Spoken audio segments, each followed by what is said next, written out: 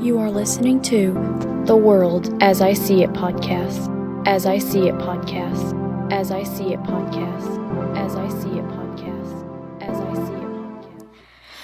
Hello, everyone, and welcome back to The World as I See It. I'm super excited that you are here with me for this week's episode. So, I was just scrolling through the internet the other day, just doing my usual thing, when I came across this news article that really made me stop and think. It was a story about Neuralink, that's Elon Musk's company, and this new project they're calling Blindness. Apparently, here in 2026, they're starting human trials, and the headlines are huge. They're saying that this little brain chip could actually cure blindness.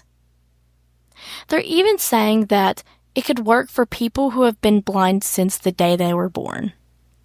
Which, wow, that's kind of insane. Now, when I saw that, I had a lot of mixed feelings. And I really want to be clear here. I don't hate this technology. I think that science is amazing, and the fact that we live in a world now where we can even talk about fixing sight with a computer chip is scary, insane, and incredible. But for me, it isn't as simple as just reading a headline and saying, "Sign me up." It's a much bigger choice than most people realize. It's not like getting a new phone. It would be a huge life decision. And there is so much thought, a lot of prayer, and more thinking that would have to go into a choice like that. And I've been reflecting on this a lot because, ever since I started this podcast and began sharing my perspective with you, the way that people have been interacting has changed. I think about, like my church community and just community in general. Before I started this podcast, things were a little quiet. People weren't mean, but I think that they were just unsure. They didn't want to be awkward, or they were afraid that they'd say the wrong thing. And they might see me coming and not know if they should say hello or if they were just in the way. But then I posted that episode about how to interact, and everything changed. It seems like a wall just fell down, and people started coming up and introducing themselves more, and they weren't making it awkward, and they started having real normal conversations with me. Now, people will just walk up to me who have heard my podcast and be like, "I've learned this from your podcast. Thank you." Or they'll mention something that I said about how I think about color, and they'll say that they never realized it was like that. Or they'll say that something that they heard that I said was interesting. And hearing that knows that people are actually learning and finally getting comfortable just being around me. And, it makes all the hard days worth it. Those days when I'm sitting here and I just don't have any ideas for an episode. Those thank yous or those moments where you tell me you've learned something from me sharing my perspective make those days worth the struggle. And that is why I do this podcast, to share my perspective and build those bridges. It's a powerful thing to realize that my life, exactly as it is right now, is helping other people grow. And seeing that connection happen makes me realize how valuable my perspective is right now. It makes me wonder, if I fixed my vision, would I lose that? Would I lose that bridge that I've built with all of you? If I saw the world the exact same way everyone else does, I would think, would I still have the same things to teach? And that's something that I would have to think about for a long time. And I feel like, God put me in this position. He called me to do this podcast to reach people in a way that maybe a sighted person never could. And that my perspective is unique. And then you have to look at what this, quote, cure actually looks like.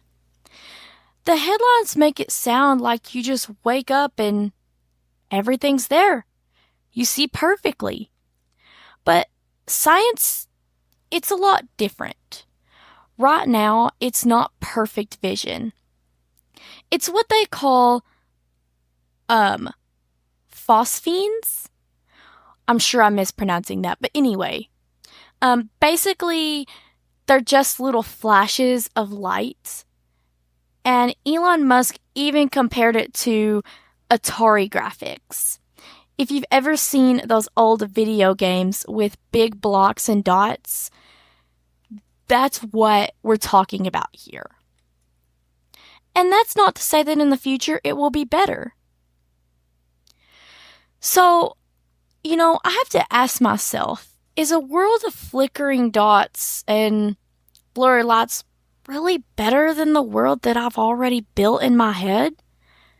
I trust my senses and I know how to get around. And I've developed those instincts over my whole life. I've even done things that, like snow skiing, which I'm going to tell you all about in the next episode. So stay tuned. But the point is, I've mastered the world as I see it. I have a certain level of trust in my ears and my cane that I just don't think that I could have with a computer chip yet. And trading all of that mastery for a first-generation experiment feels like a big gamble. We all know how technology is. My phone glitches out, my laptop needs to restart, and things just sometimes stop working for no reason at all. Do I really want a system error happening inside my head with this computer chip while I'm trying to cross a street? I have a lot of trust, in the way God made me and the instincts that I have sharpened over the years. A chip just can't replace that trust right now, and I don't think it ever could. If a doctor just called me up tomorrow and told me that it was ready, I would have to pray about it for a long time. I'm not waiting for a cure so that I can finally start my life.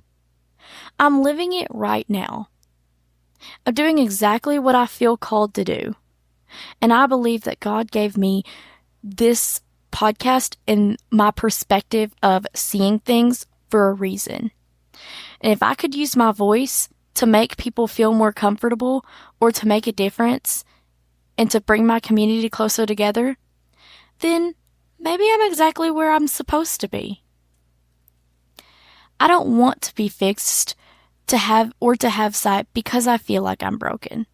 I'm grateful the tech is there for the people who want it, but my joy isn't tied to this computer chip that they're saying could, quote, fix vision from birth. My joy comes from the life that I'm living, the friends that I'm making, and the fact that I get to share my world with you every single week.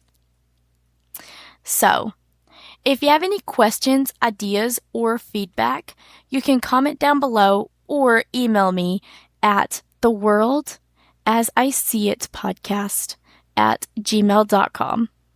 I hope that you enjoyed this episode and thank you for listening. Stay curious, keep listening, and I will talk to you in episode 31. You've been listening to the World as I See It podcast.